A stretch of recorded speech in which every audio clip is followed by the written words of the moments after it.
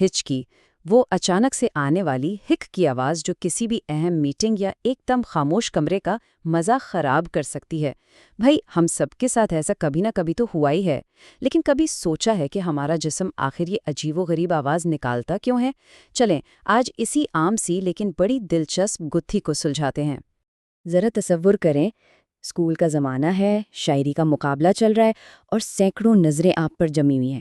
آپ پہلا لفظ کہنے کے لیے جیسے ہی منہ کھولتے ہیں، شاعری کے بجائے ہک اور بس ہچکیوں کا ایک نہ رکنے والا طوفان شروع ہو جاتا ہے۔ پورا ہال کہوں سے گونج رہا ہے۔ اسی طرح کے شرمندگی والے لمحات ہمیں سوچنے پر مجبور کرتے ہیں کہ آخر یہ ہوتا ہی کیوں ہے؟ بالکل، ہچکیاں ہمیشہ غلط وقت پر ہی دستک دیتی ہیں، چاہے کوئی ضروری میٹنگ ہو یا پھر مکمل خاموشی کا کوئی لمحہ۔ یہ ہمارے جسم کی ایک ایسی حرکت ہے جسے ہم کنٹرول نہیں کر سکتے، لیکن ہاں سمجھنے کی کوشش تو کر ہی سکتے ہیں۔ تو پھر آخر اس کی جڑ کیا ہے؟ ہمارا جسم اچانک یہ عجیب آواز کیوں نکالنا شروع کر دیتا ہے؟ آئیے ذرا ان وجوہات پر نظر ڈالتے ہیں جو سائنس ہمیں بتاتی ہے۔ جو عام وجوہات ہیں ان میں بہت تیزی سے کچھ کھانا پینا، کاربونیٹڈ ڈرنکس پینا یا پھر بہت شدید جذبات جیسے بہت زیادہ ہنسنا یا ٹینشن لینا شامل ہے۔ ان سب میں ایک بات مشترک ہے، یہ سب ہمارے سانس لینے کے نظام میں اور اس سے جڑے اعصاب میں ہلکی سی گڑبڑ پیدا کر سکتے ہیں۔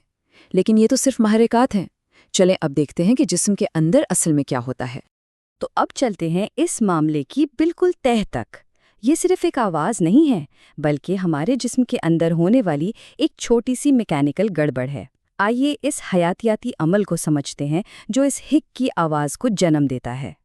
یہ بہت اہم سوال ہے کہ آخر وہ کون سا حصہ ہے جو اس پورے عمل کو شروع کرتا ہے اور ہمیں ہچکی لینے پر مجبور کر دیتا ہے۔ تو جناب اس کہانی کا مرکزی کردار ہے ڈایافرام۔ یہ ایک بہت بڑا گنبد کی شکل کا پٹھا ہے جو ہمارے پھیپھڑوں کے بالکل نیچے ہوتا ہے۔ عام طور پر تو یہ خاموشی سے اپنا کام کرتا رہتا ہے، ہمیں سانس لینے میں مدد دیتا ہے، لیکن جب یہ اچانک سے بگڑ جاتا ہے تو ساری گڑبڑ یہیں سے شروع ہوتی ہے۔ تو یہ پورا سلسلہ چلتا کیسے ہے؟ دیکھیں، سب سے پہلے ہمارا ڈایافرام اچانک غیر ارادی طور پر سکڑتا ہے۔ اس کی وجہ سے ہوا بہت تیزی سے ہمارے پھیپھڑوں میں جانے لگتی ہے، لیکن فوراً ہی ہمارے ووکل کارڈز کے قریب موجود گلوٹس نامی ایک فلیپ تیزی سے اس ہوا کے راستے کو بند کر دیتا ہے، اور ہوا کے اسی اچانک رکنے سے وہ ہک کی مخصوص آواز پیدا ہوتی ہے۔ اچھا، جب ہچکیاں شروع ہو جاتی ہیں تو سب سے پہلا خیال کیا آتا ہے؟ یہی نہ کہ انہیں روکا کیسے جائے۔ صدیوں سے لوگ اس کا کوئی نہ کوئی علاج ڈھونڈ رہے ہیں، اور ان ٹوٹکوں کی فہرست تو بہت ہی دلچسپ ہے۔ ٹھنڈا پانی پینا، سانس روک لینا، یہاں تک کہ زبان کو کھینچنا یا کسی کو اچانک سے ڈرا دینا۔ نسل در نسل لوگ کچھ بھی آزمانے کو تیار رہتے ہیں۔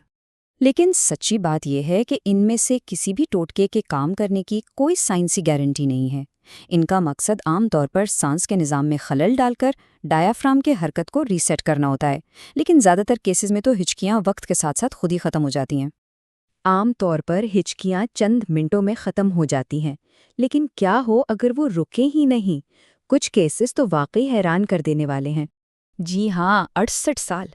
ذرا سوچیں، تقریباً 7 دہائیوں تک مسلسل ہچکیاں۔ یہ کوئی مذاق نہیں، بلکہ ایک شخص کی ناقابل یقین حقیقی کہانی ہے۔ یہ شخص تھے چارلز آسبورن۔ 1922 میں ایک حادثے کے بعد ان کی ہچکیاں شروع ہوئیں، اور پھر 68 سال بعد 1990 میں جا کر خود ہی رکیں۔ ان کا نام تاریخ کی سب سے طویل ہچکیوں کے لیے Guinness book of world record میں درج ہے۔ اگر 68 سال کا عرصہ حیران کن تھا، تو اب ذرا رفتار کی بات کرتے ہیں۔ سوچیں، ہر سیکنڈ کے تھوڑے وقفے کے بعد ایک ہچکی، یعنی 1 منٹ میں 50 بار۔ 2007 میں جینیفر می نامی ایک خاتون کو اسی اذیت کا سامنا کرنا پڑا۔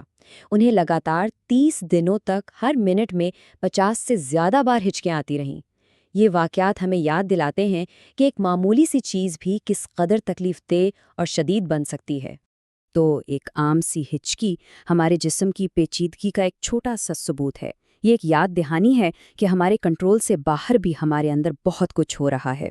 تو اگلی بار جب ہک کی آواز آئے تو پریشان ہونے کے بجائے ایک لمحے کے لیے اپنے جسم کے اس عجیب مگر دلچسپ نظام کے بارے میں ضرور سوچیے گا۔